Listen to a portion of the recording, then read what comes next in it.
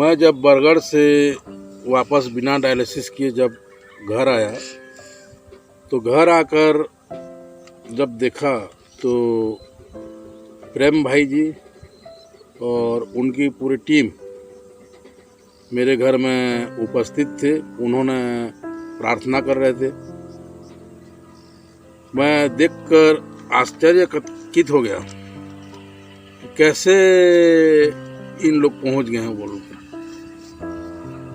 मैं उनसे मिला और मेरे को पूछे कहाँ गए थे बोल के। मैंने कहा मैं हॉस्पिटल गया था, डॉक्टर डायलिसिस के लिए बोला, मैं बिना डायलिसिस किए वापस आ गया।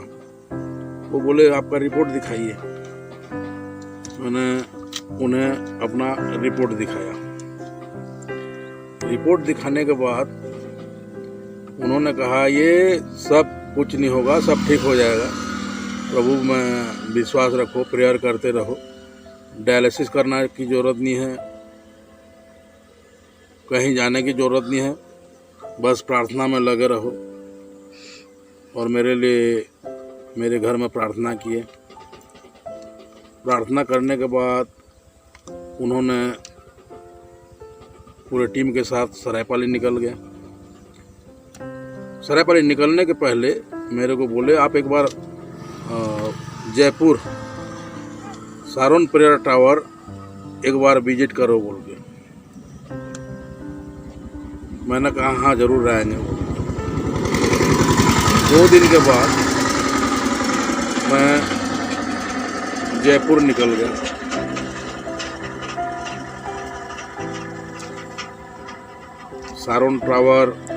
सारोन प्रेयर टावर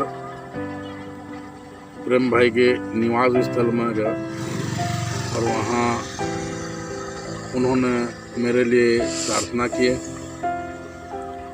एक दिन मैं उनके घर में रुका, मेरे लिए वो प्रार्थना किए और मुझे कहा कुछ नहीं होगा, सब ठीक हो जाएगा, प्रेयर में रखे रहो और लगे रहो। एक दिन रुकने के बाद मैं अपना जीजा के घर कोरापुट निकल गया। वहाँ रुका मैं। रात को मेरे गांव घोचापाली से फ़ोन आया, सुबह फ़ोन आया मेरे पास कि आपको हार्ट में तकलीफ़ है।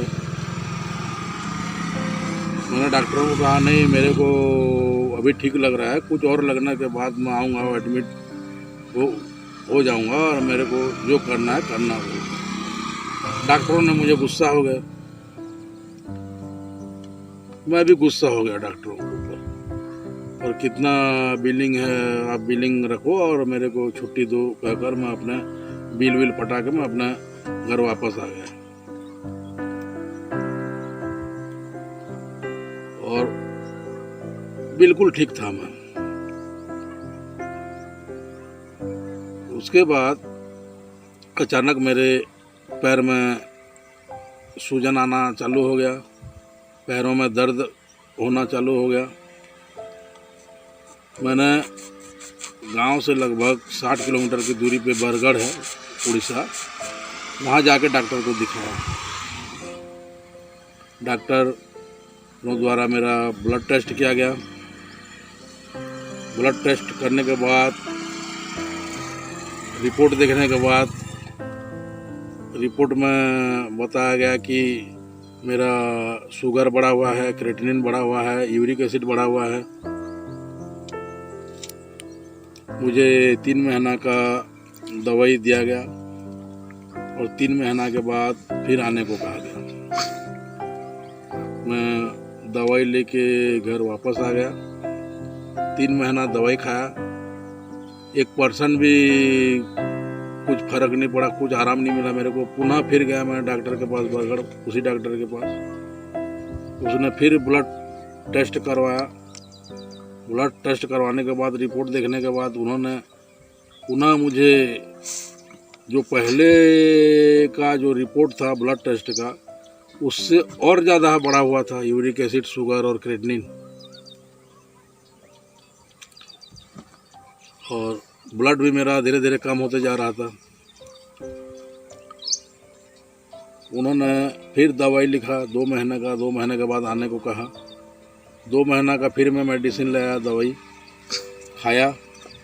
2 महीने के बाद भी कुछ सुधार नहीं हुआ। मैंने किडनी स्पेशलिस्ट डॉक्टर चितरंजन कर जी जो भुवनेश्वर में थे, उनके पास भुवनेश्वर चला गया।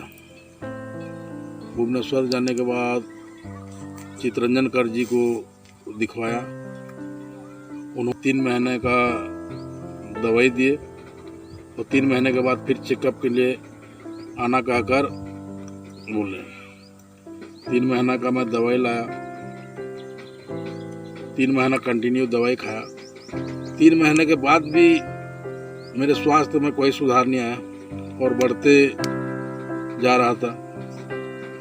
मेरे हाथ पैरों में सूजन आ रहा था, दर्द बहुत असहनीय होते जा रहा था।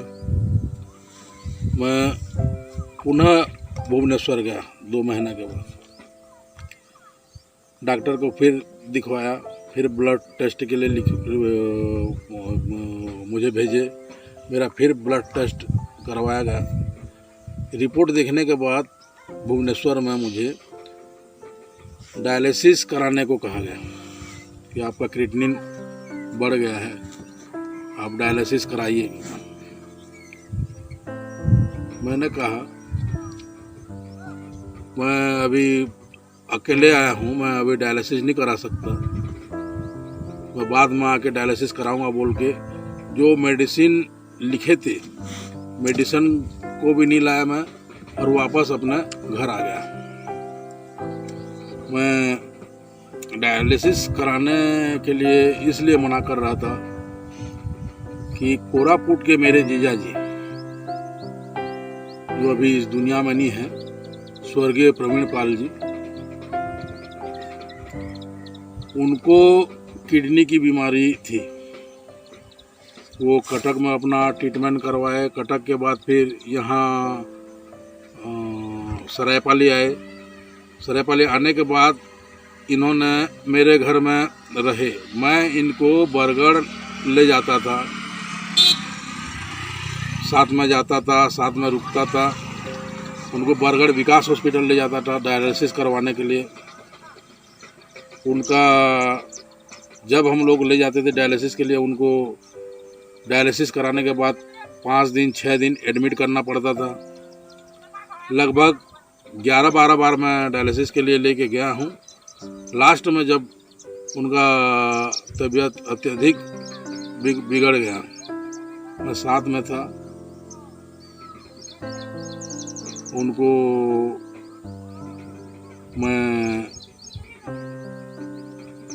देखा हूँ और मेरे आँखों के सामने उन्होंने अपना आखिरी सांस गिने। उनकी मृत्यु हुई मेरे आँखों के सामने। मेरे देखते देखते उनका जान निकल गया।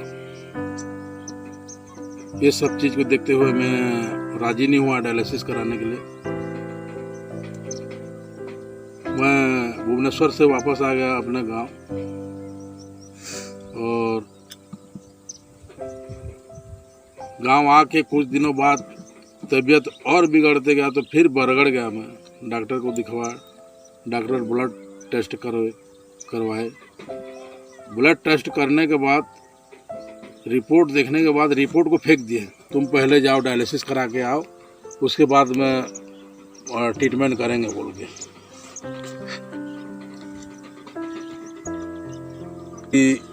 सभा आयोजन किया गया था और शांति सभा में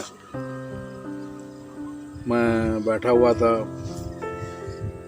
कुर्सी में और प्रेम भाई और उनके पूरे परिवार शांति सभा में उपस्थित होने के लिए आए थे। वो मुझे देखे, मुझे देखते ही बोले कि भैया आप अभी बढ़िया दिख रहे हो, अभी तो ऐसा लग रहा है कि आपको कुछ हुआ नहीं है। कहाँ का कुछ डायलिसिस कराना नहीं पड़ेगा कि कुछ नहीं पड़ेगा बोल के मेरे को अभी बढ़िया ठीक ठाक हो बोल के कहे।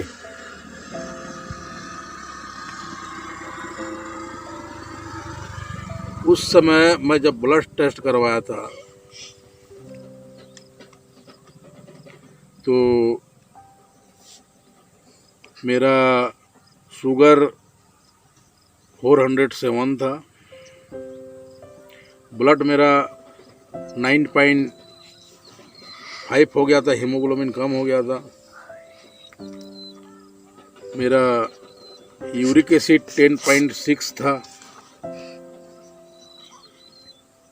मेरा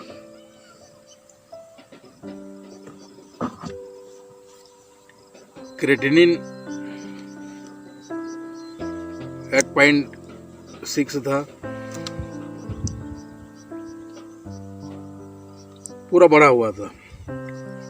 उसके बाद प्रेम भाई से बात किया हम लोग और मैं अपने घर चला आया।